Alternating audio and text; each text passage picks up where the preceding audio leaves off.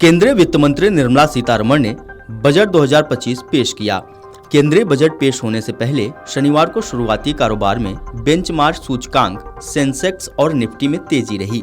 शुरुआती कारोबार में 30 शेयरों वाला बीएसई सेंसेक्स 136.44 अंक चढ़कर 77,637.01 अंक पर पहुंच गया। वहीं एनएसई निफ्टी 20.2 अंक चढ़कर 23,528.60 अंक पर पहुंच गया। 30 शेयरों वाले ब्लू चिप पैक में ITC hotels, IndusInd bank, Mahindra and Mahindra, sun pharma, ultratech cement और एनटीपीसी सर्वाधिक लाभ में रहे। Titan Kotak Mahindra bank, Nestle, asian paints, HCL tech और आईसीआईसीआई बैंक पिछड़ने वाले शेयरों में शामिल रहे।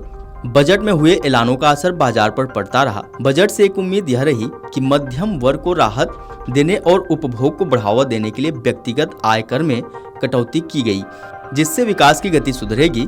कर राहत पर वित्त मंत्री ने बड़ा फैसला लिया। सरकार के बजट पूर्व आर्थिक सर्वेक्षण के अनुसार आगामी वित्त वर्ष में भारत की अर्थव्यवस्था 6.3 से 6.8% की दर से बढ़ने की संभावना है, जो विकसित देश बनने के लिए आवश्यक वृद्धि से काफी कम है। वृद्धि को प्रोत्साहित करने के लिए भूमि और श्रम जैसे क्षेत्रों में विनियमन हटाने और अन्य सुधार की जरूरत है।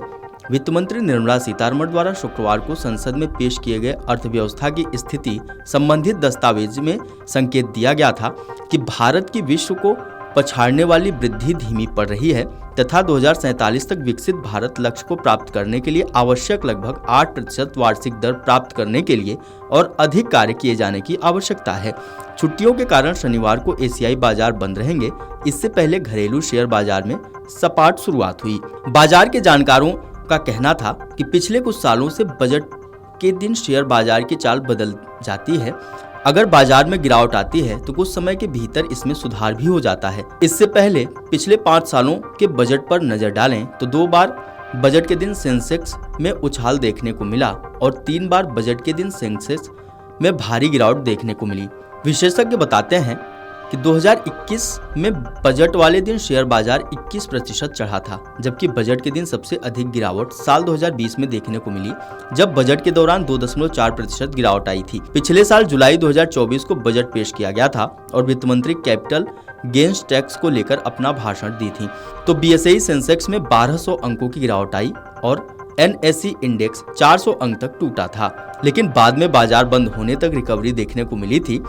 शेयर बाजार के आंकड़ों पर नजर डालें तो पता चलता है कि साल 2020 में बजट के दिन बीएसई सेंसेक्स 988 अंक टूटा, यानी 2.43% की गिरावट रही थी, जबकि एनएसई निफ्टी 300 अंक फिसला था। साल 2019 में बीएसई सेंसेक्स 2002 अंक चढ़ा था, यानी 0.59% बढ़ा था। वहीं एनएसई निफ्टी में 62.7 अंक का उछाल आया था। साल 2018 में सेंसेक्स 839 अंक टूटा, यानी 0.16% गिरा था, जबकि निफ्टी 256 अंक टूटा था। साल 2017 में सेंसेक्स बजट वाले दिन 486 अंक बढ़ा, यानी 1.76% चढ़ा और वहीं निफ्टी 155 अंक पर पहुंच गया था।